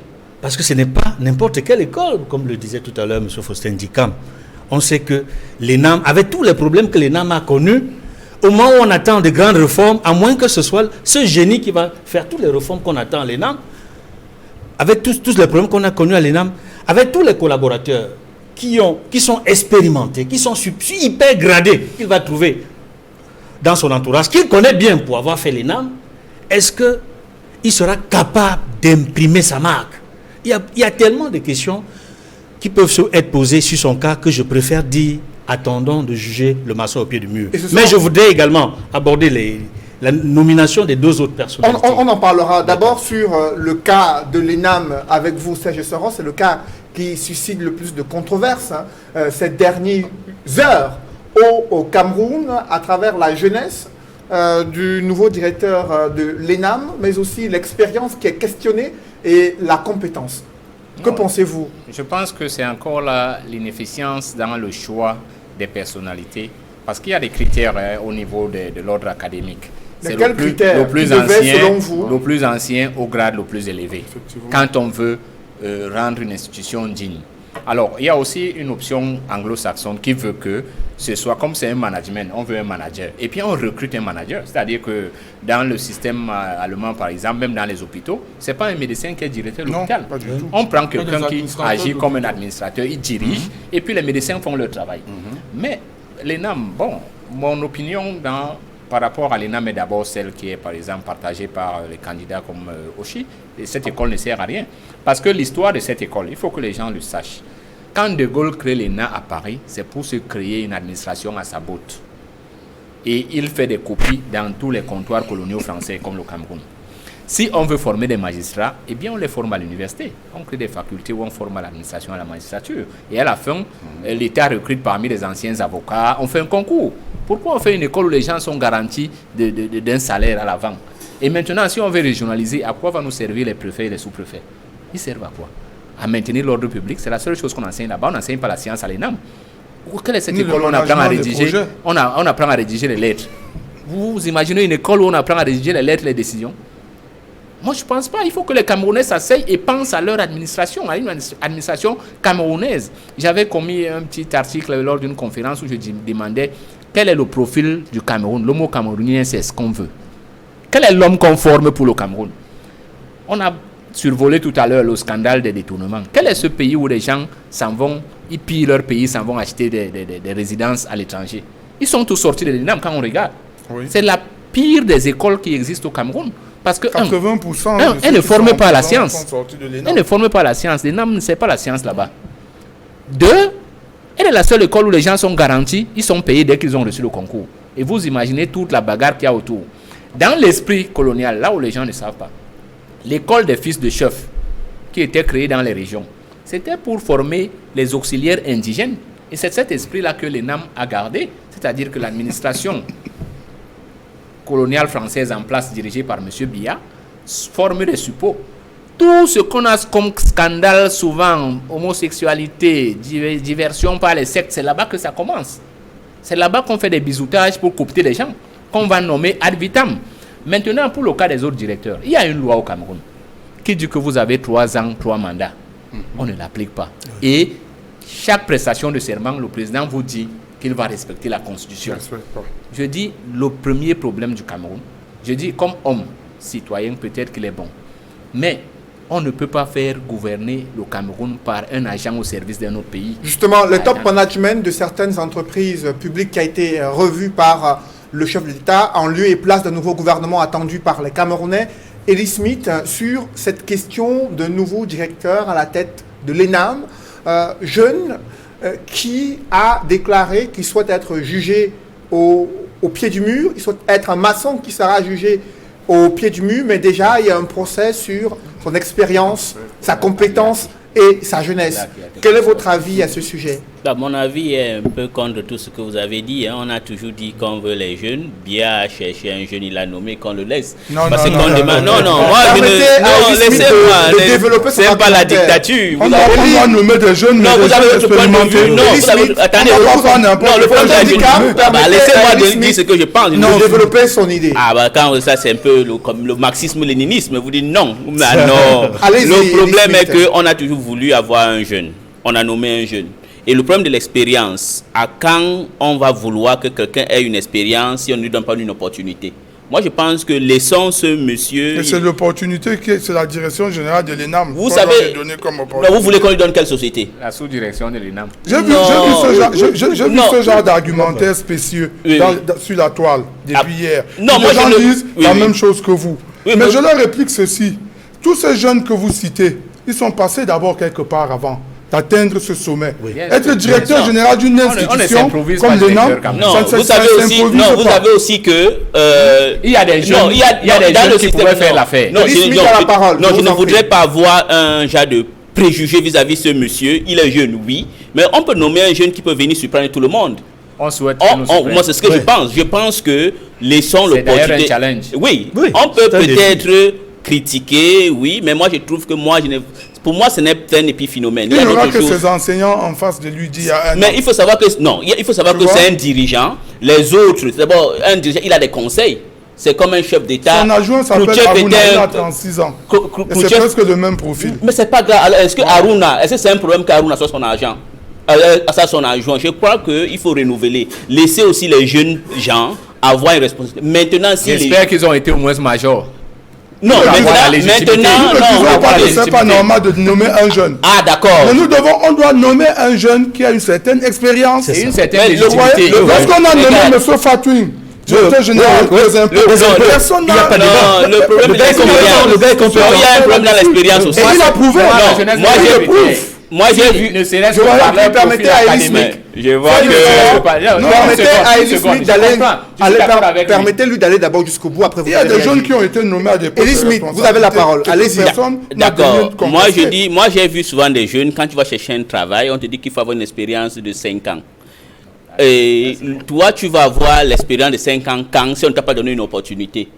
Moi, je trouve que il est le directeur, il y a les chefs des départements qu'il va prendre les conseils chez lui, chez eux, et il va continuer. Laissons-le d'abord gérer, on voit s'il serait compétent ou pas. Ne commençons pas dès le début en disant d'abord que sa nationalité est ceci, il est trop jeune. On ne nomme pas un directeur général à l'ENAM pour l'essayer. On n'essaye pas d'en dire. Laissons-le d'abord. Non, même dans les entreprises, il y a des gens. Non, moi je suis contre. Moi je ne pense pas. C'est inhabituel, oui, mais il faudra qu'un jour, il peut séparer tout le monde et puis faire des choses. Je vous en prie, permettez à Serge d'y aller. Il faut qu'on donne l'opportunité aux jeunes. Mais je dis, nous connaissons. Quand vous avez du talent, si vraiment ce qu'on a nommé là, ne serait-ce que dans leur profil de carrière, parce qu'il y aura un problème de légitimité. C'est comme si on vous confiait une entreprise à diriger et que vos cadres même commencent à estimer que vous n'avez pas le profil, parce qu'ils vous dépassent, parce qu'ils ont été premiers de classe quand vous étiez peut-être tricheur. Ça s'est vu. Pourquoi on fait des choses comme si on ne savait pas? Le critère chez moi, ce n'est pas les jeunes. C'est comme je discutais hier avec des amis par rapport au foot. Que tu sois footballeur ou pas, le critère, c'est la compétence. Tu peux avoir la compétence. Je ne mets pas ça en doute. Mais je dis, avant même de le nommer, maintenant qu'on nous présente sa biographie, moi j'ai suivi hier à la radio, c'est comme si les gens avaient même peur de dire qui il est. Oui. Ça veut dire qu'il y a quelque chose qui ne va pas. Moi je connais, je vous dis, ce régime gouverne par corruption. J'ai peur. Et M. Biya a l'expérience. Quand il est arrivé au pouvoir, il avait pris beaucoup de jeunes. Mais il avait pris ce qui faisait mal. Lui-même avait Après, il a 49 dit ans. que Mais les vous jeunes savez, ont dessus. J'ai peur que ce soit encore un piège, comme Essaka disait, un piège qu'on a tendu à la jeunesse. On a eu les gens Après, ici. on va dire, le chef les sont incapables. le chef de la diplomatie algérienne, qui est aujourd'hui président de la République, est devenu chef à 26 ans. Oui, Je mais suis d'accord c'est avec pas- vous. Donc, Il a la donc, compétence. je crois que laissez ce monsieur. Formé, hein. J'espère Ben, qu'il a la compétence. Donc, vous croyez donc qu'il n'a pas été bien formé le jeune en là? dehors de, Bah, en dehors écoutez. de l'ENAM, il y a Oui. la question également de l'entreprise Camtel, qui est une entreprise publique qui fait face à un certain nombre de défis sur le plan managérial, sur le plan de la performance d'une entreprise publique. Faustin Dicam, ce problème s'est posé avec la longévité à la tête de cette structure d'un top management qui a essayé tant bien que mal de redresser la structure, mais la réalité est tout autre. Maintenant, c'est une féminisation à la tête de l'entreprise qui est faite par le président de la République. Pensez-vous que cette nouvelle équipe dirigeante peut réussir à permettre à cette entreprise publique de retrouver à nouveau les chemins de la croissance? Tout est possible. La dame qui a été nommée, je crois qu'elle cumule un certain nombre d'années d'expérience. Elle est capable de donner une nouvelle impulsion et un nouveau souffle à cette entreprise. Vous savez que c'est une entreprise qui juste là a été très sinistrée par sa gestion. Tout le monde connaît les rapports, les différents rapports des différents services de contrôle, que ce soit le contrôle supérieur de l'État, que ce soit la NIF, que ce soit la CONAC, ainsi de suite, qui pleuvait sur la gestion de la Camtel. On se demandait même qu'est-ce qu'attendait le président de la République pour pouvoir changer l'équipe managériale de Mais cette plusieurs entreprise. fois, le qui est une conseil entreprise- d'administration de Camtel a donné quitus à l'ancienne direction. Non, mais pour c'est sa c'est ce gestion. que M. Soyo disait ici tout à l'heure. Vous voyez, les conseils d'administration chez nous, nous savons comment ça se passe. Quand le président du conseil trouve ses intérêts quelque part, il signe tout ce qui arrive, il donne. Je vais vous surprendre en vous disant qu'il y a des conseils d'administration qui ont eu lieu dans ce pays, dans certaines structures étatiques, où le président du conseil d'administration a donné le quitus de gestion au directeur général, mais le week-end d'après, les deux se retrouvaient en prison. Ils ont été relevés de la fonction. Et ils se retrouvaient en prison. Donc c'est pour vous dire qu'on connaît comment ça se manigance. Mais on a aujourd'hui besoin d'une équipe qui arrive à la Camtel pour changer profondément. Je connais très bien le PCA, M. Saoudi, qui est un haut fonctionnaire, qui est un monsieur très intègre. Mais je connais aussi Mme Achidi et M. Olé, ainsi de suite. Mais vont-ils être capables, en un clin d'œil, de booster la Camtel pour qu'elle redevienne ce qu'elle n'aurait jamais cessé d'être? Souvenez-vous qu'il y avait des téléphones portables Camtel ici à un moment. Oui. Ça a subrepticement disparu. Personne n'a posé la question de savoir pourquoi. Il y avait des cabines à route. Vous voyez? Souvenez-vous que la Camtel, quand même, on peut mettre à l'actif du directeur général qui est parti le fait d'avoir mis sur pied la fibre optique qui je crois, aujourd'hui est une réalité. Mais qu'est-ce qu'on a dépensé pour cette fibre optique? Quelles ont été les rétrocommissions qu'il y avait pour cette fibre optique? Allez-y voir. Donc c'est pour vous faire comprendre que si nous voulons développer notre pays, nous devons changer de paradigme. Le changement de paradigme passe par le changement de mentalité. Nous volons beaucoup et ce n'est pas bien. Nous travaillons dans notre pays comme si nous étions des fémans, comme on dit au quartier, des gens qui passent dans un pays pour travailler et aller ailleurs par la suite. Ce n'est pas bien du tout. On se demande pourquoi et comment est-ce que les gens arrivent à la tête de certaines entreprises publiques. Est-ce toujours pour servir ou alors pour se servir? Les nominations de vendredi dernier viennent de nous apporter la preuve que non seulement les gens se servent, on les enlève, mais ceux qui les enlèvent mettent à la place des fenêtres, des portes. Et ça, il faut faire attention. Parce que quand on commence à changer des fenêtres par des portes, ça veut dire que l'eau passera beaucoup plus. Et vous avez entendu la première déclaration du nouveau directeur général de l'ENAM? Il a dit quoi? Avant qu'il ne dise qu'on juge maçon au pied du mur, il a fait appel aux aînés. Ces aînés qui ne sont pas des exemples. Ces aînés qui nous ont pillés. Ces aînés qui nous ont amenés où nous sommes. Preuve d'humilité de la part d'un manager qui appelle ça veut dire qu'il n'est même pas conscient du fait que là où nous nous trouvons aujourd'hui, ce sont ces aînés-là qui nous ont amenés là. Vous posez la question il faut du qu'il fasse choix attention. des hommes et de leurs compétences à la tête des Il structures doit prendre publiques. ses responsabilités. Edmond on l'attend bien au pied du mur, comme il a dit. Edmond Kamgia, il se pose le problème du choix des hommes. L'intégrité, leurs compétences à la tête des structures publiques où plusieurs fois il a été observé que les anciens gestionnaires n'ont pas réussi à donner une belle image d'une entreprise publique performante qui réalise des bénéfices et qui ne vit pas au rythme des perfusions financières de la part du gouvernement. Effectivement, beaucoup d'anciens directeurs généraux qui se retrouvent d'ailleurs en prison en Kondengui. Il y a des entreprises qui ont chacune au moins 2 directeurs généraux en prison. Je prends seulement la CRTV, ils ont 2. Il y en a deux prédécesseurs de l'actuel directeur général de la CRTV qui se retrouvent à Kondengui. Il y a des responsables d'autres sociétés ici qui se retrouvent également. On a même tout un gouvernement, y compris avec la salle d'attente des gouvernements qui se retrouvent en Kondengui ou à Nobel. Et ce n'est pas... Dieu sait que dans les prochains jours... Il y en aura encore. Et on attend toujours la formation du nouveau gouvernement. Et revenons à la question que vous avez posée. Pour dire qu'il y a un réel problème d'intégrité, mais surtout, je généralise sur la question de l'éthique. Il y a un problème d'éthique.